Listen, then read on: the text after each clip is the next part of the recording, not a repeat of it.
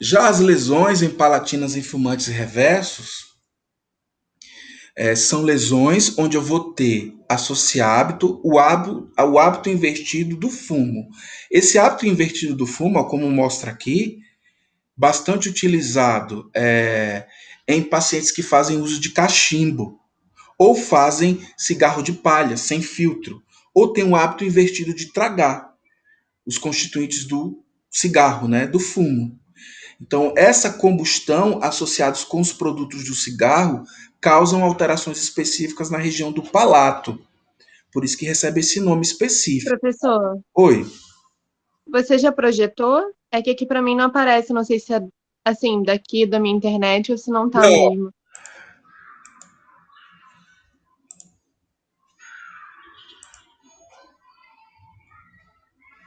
conseguem ver?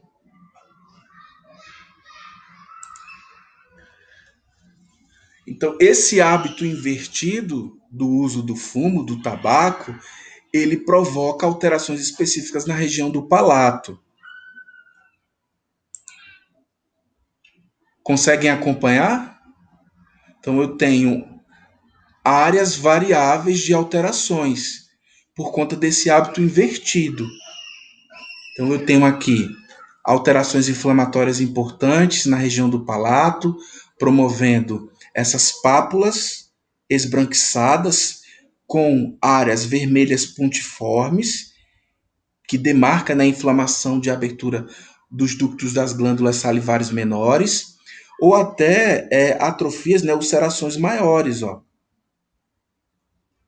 ocasionadas por áreas vermelhas ou até áreas brancas. Então, por ter essa característica importante da combustão associada com fumo na região do palato, essa desordem é denominada dessa forma: lesões palatinas em fumantes reversos. Vejam que na maioria das imagens nós vamos encontrar realmente informações clínicas interessantes que remetem que os pacientes ou que os indivíduos, né, são fumantes crônicos. Eu consigo ver aqui, ó, melanose do fumante, consigo ver impregnação dos constituintes do fumo nas superfícies dos dentes, que caracteriza bem, né, que esses pacientes são portadores desse tipo de alteração. Aí vocês podem perguntar: se ele parar de fazer o hábito, isso regride? Sim, isso melhora.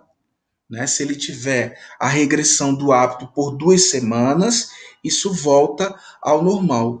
Caso não volte, aí a gente tem que pensar em duas importantes alterações já presentes: leucoplasia e eritroplasia. Então, quando a gente encontra os pacientes com esse tipo de alteração, a primeira coisa, encorajar esses pacientes a parar de fazer o hábito. No máximo 2 semanas, que é muito difícil para eles. Praticamente impossível para os pacientes que fazem uso durante muito tempo desse hábito, né? Tem esse hábito durante muito tempo. Então, geralmente a gente faz isso, a gente encoraja que eles fiquem 2 semanas sem fazer e a gente tem uma regressão. E se persiste lesão, aí tem que fazer biópsia, porque a gente já tende a pensar em caso de eritroplasia ou leucoplasia. Tudo bem, gente? Podemos continuar? Deixa eu ver se está tudo bem aqui. Acho que tem pergunta aqui. Ah, tá. Ótimo. Então vamos lá.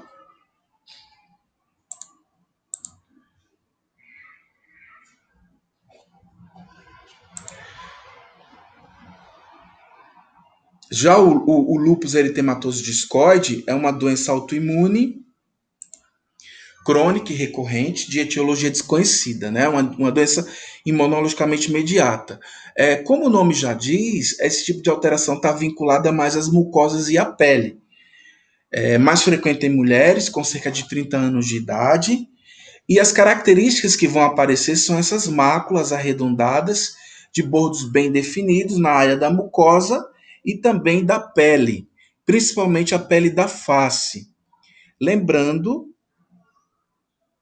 associando bem como uma alteração que a gente chama em asa de borboleta, ou também chamado de eritema malar, ou eritema em borboleta, que é uma característica muito comum nesses tipos de paciente.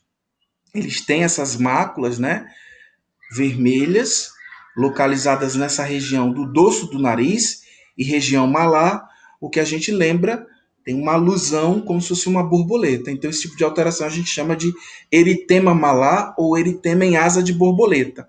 Então, por isso que tem essa característica específica. Em alguns casos, essa área já ulcera, já encontra ulcerações. E na cavidade intraoral, a gente encontra essas alterações aqui de bordos bem definidos, arredondadas e de coloração vermelha. Então, é a outra desordem.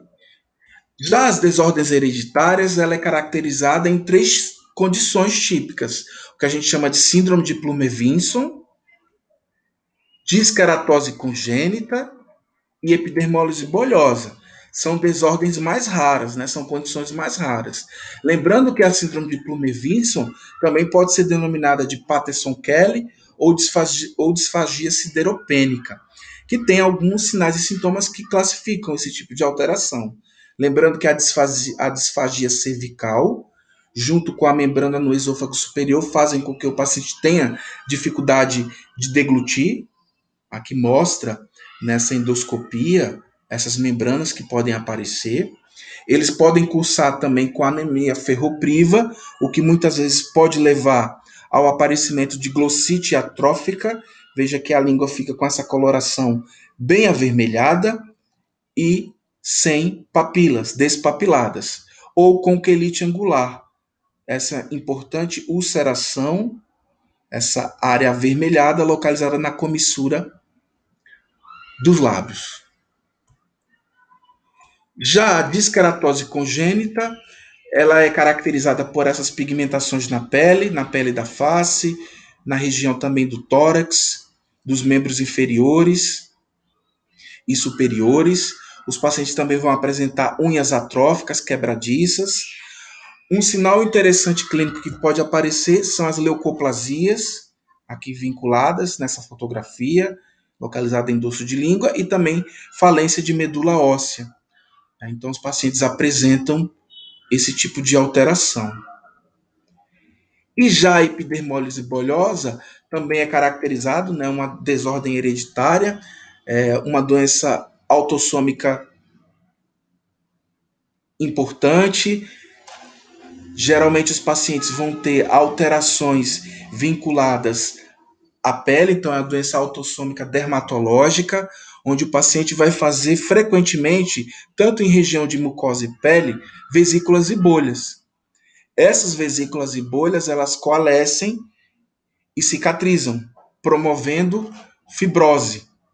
Esse ciclo de aparecimento de bolha, cicatrização e fibrose fazem com que as extremidades fiquem destruídas.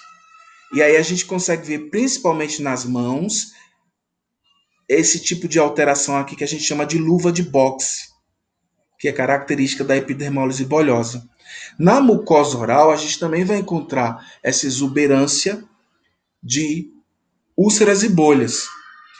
Dependendo da forma, porque a gente pode ter essa desordem autoimune, né, essa alteração, desordem autoimune autossômica, ela pode ser, ela pode ter um componente que a gente chama de recessivo e dominante. Geralmente a forma recessiva é a forma mais debilitante da doença. Então essa forma debilitante muitas vezes é incompatível com a vida, fazendo com que os pacientes ao nascimento venham a óbito e quando elas conseguem ter um período de vida, não chegam à adolescência, né, a terminar a adolescência. Então são pacientes que têm uma qualidade de vida muito ruim por conta da formação dessas bolhas que coalescem com o mínimo toque. Então na cavidade oral, por exemplo, no ato da alimentação, a gente já vai ter a formação dessas úlceras e bolhas, que fazem com que eles sentem muita dor, até para se alimentar. E esse ciclo, né, de aparecimento de úlceras, bolhas, cicatriz e fibrose faz com que a cavidade oral, né, essa área perioral, fique menos elástica, fique fibrosada, causando uma principal alteração chamada de microstomia. Então, o paciente tem uma limitação de abertura de boca, né, por conta que essa área aqui, ó, vai ulcerando e cicatrizando e causando fibrose, por isso o enrijecimento. Então, os pacientes eles não conseguem abrir a boca com facilidade, né? Uma alteração que a gente conhece como microstomia. Então, a microstomia e a luva de boxe são as principais características. E esses pacientes, eles não conseguem, né, como eu falei, se tiver a forma recessiva, não chegam à adolescência, né, porque cursam com uma atividade de doença muito agressiva. Quando é dominante, não.